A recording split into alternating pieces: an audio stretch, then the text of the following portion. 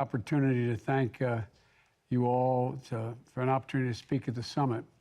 And it's wonderful to see so many good friends, you know, sitting out there looking. Ed Kelly, and I think President Black is there.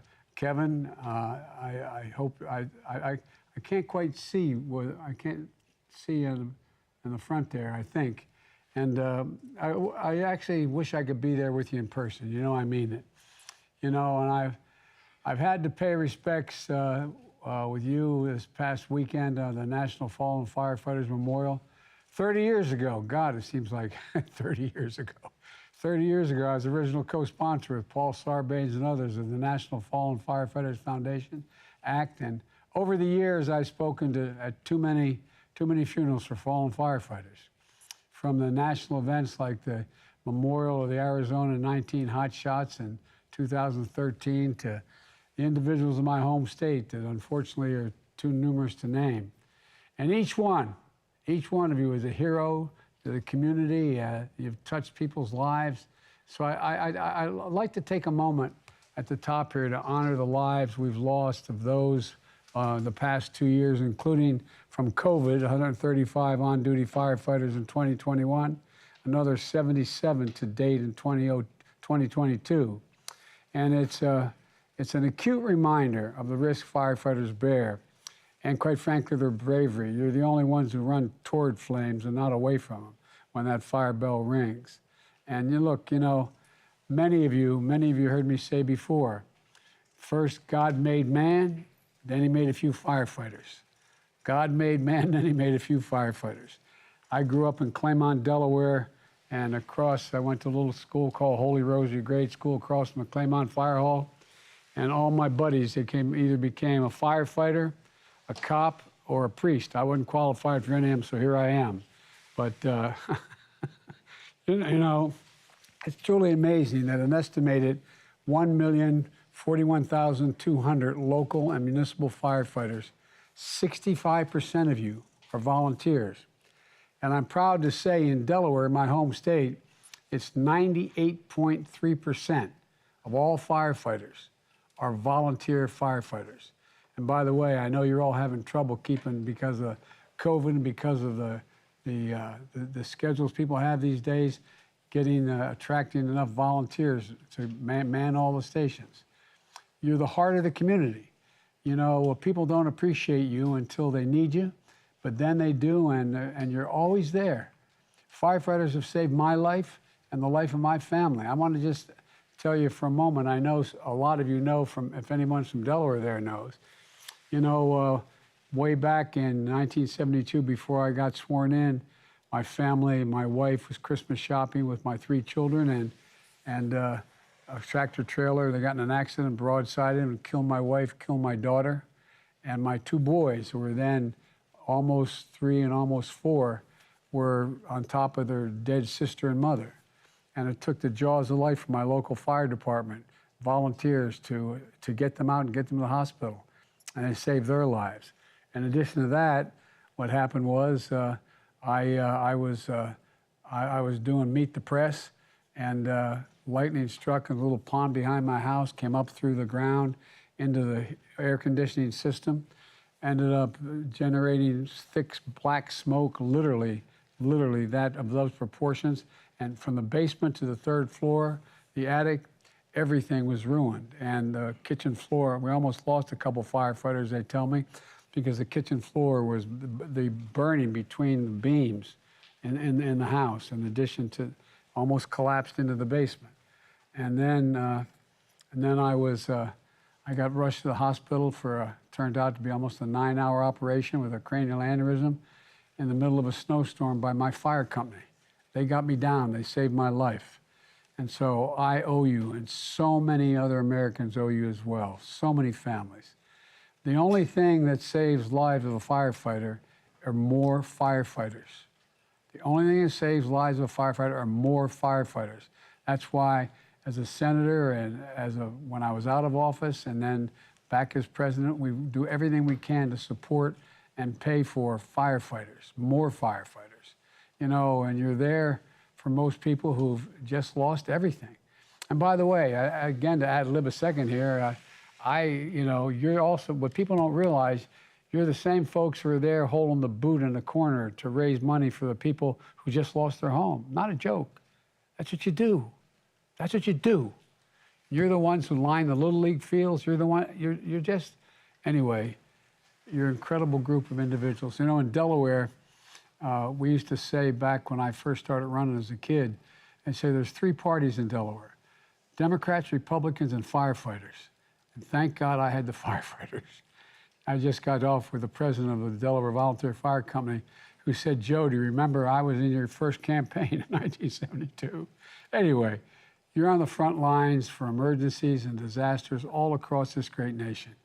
From the devastating wildfires in the West to the thousands of fires that local firefighters respond to every day, and response to Hurricane Ian in Southwest Florida." And by the way, I point out that I've flown over, just this last 18 months, flown over most of the major fires in the West. More timber, more housing has burnt to the ground than all of the land mass in the state of New Jersey. That's how much has been lost. And, I went down to Florida to seek a response last week. Firefighters helped rescue thousands of survivors. And they answered the call, not just for fires, just answered the call. And in some cases, their own homes and firehouses were damaged, destroyed, or washed away. Because that's who you are. When tragedy strikes, you suit up. And when the impacts of climate change are becoming increasingly evident, we're calling on you more and more and more. Extreme heat and prolonged drought have turned wildfire season into wildfire years, and local firefighters are being called in more to respond to the fires in the wildland-urban interface, where we're moving out into the forest areas to develop, and it becomes local and federal. So I want you to know that my administration is doing everything we can to make sure you have the resources you need to do your job as safely and effectively and efficiently as possible. You know, we invested $350 billion in the American Rescue Plan to help states and cities keep first responders on the job, including firefighters, on the job during COVID-19. And between the American Rescue Plan and my 2023 budget request, we've increased federal firefighting grants by $320 million, which includes money to fund 1,200 more local firefighters in the field, hundreds more emergency response vehicles, and thousands of sets of turnout gear. A pioneer in research on issues including like cancer prevention. You know, it's close to my heart. Cancer is a leading killer of firefighters. Toxic substances you've been exposed to as part of your job are almost certainly connected to those cancer diagnoses. And we're going to do something about it.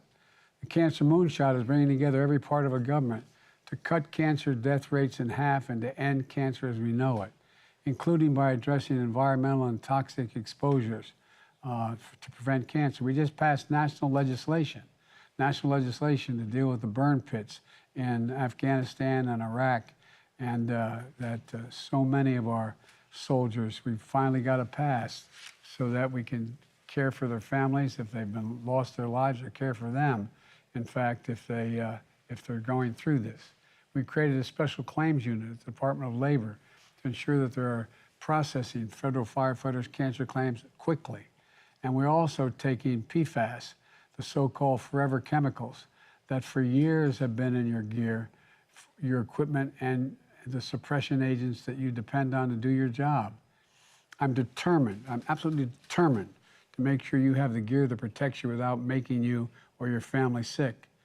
And I'm urging Congress to send to my desk the Federal Firefighters Fairness Act. Let me say it again, the Federal Firefighters Fairness Act, which are going to help federal firefighters and their families assess critical worker compensation resources, including making sure that several forms of cancer are presumed to be caused by the firefighter's job. And I'm also proud that last November I signed into law Protecting America's First Responders Act, which extends the benefits under the Public Safety Officers Death Benefits Program to the families of firefighters killed in training, and made it easier to qualify for permanent disability. The final point, I'm sorry to go on so long, but I feel passionately about this. The final point I'd like to make today is that we're doing everything we can to ease the burden on our firefighters by preventing fires. This is the 100th, hard to believe, it's the 100th anniversary of Fire Prevention Week. And the landmark legislation I've signed into law includes historic investments to reduce the risk of fire. The bipartisan infrastructure law includes significant forest management increases, community resilience to wildfires, and harnesses new technologies to keep communities safe. It's also repairing vital infrastructure that firefighters and other first responders rely on to quickly get to those in need. By the way, we're talking about all the bridges that are in tough shape. I was out in western Pennsylvania. There was a fire station, a bridge over a creek, and a school not far from there. They have to go, I think it was 7 miles. They couldn't go across the bridge because it wasn't strong enough to maintain and handle the fire truck. You know, the Inflation Reduction Act enables us to take unprecedented steps to confront climate crisis, which is going to protect forest health, reduce fire risk, and supercharge our clean energy future. We're also maximizing protections for people when fires do break out through a national initiative to help states, local, and tribal and territorial governments adapt and adopt the most up-to-date building codes that reflect the threats from climate change. We're using the Department of Defense satellite imagery to detect wildfires in their early stages, so firefighters have a better chance to suppress the fires early before they can impact on local communities. And we're working to help educate the public on basic fire safety, like preparing fire escape plans, testing smoke and carbon monoxide and alarms monthly, and replacing those alarms every 10 years. This is simple steps we can take to save lives. Look, on behalf of my own family and every American, I just want to close this saying again, thank you, thank you, thank you. Fires will always be a fact of human life. And when the worst happens, when those alarms go off, when everything and everybody you love is in danger, there's no better sight in the world than that firefighter who's ready to go to work. So thank you for being who you are. Thank you for all the heroes you represent. You are on the alert and on call in communities all across this country right now as I speak. So God bless you all, and may God protect our firefighters. Thank you for letting me have a chance to talk to you. I literally do wish I were there with you. Thank you. And thank you, Lori. Thank you. Thank you, Mr. President. Thank you.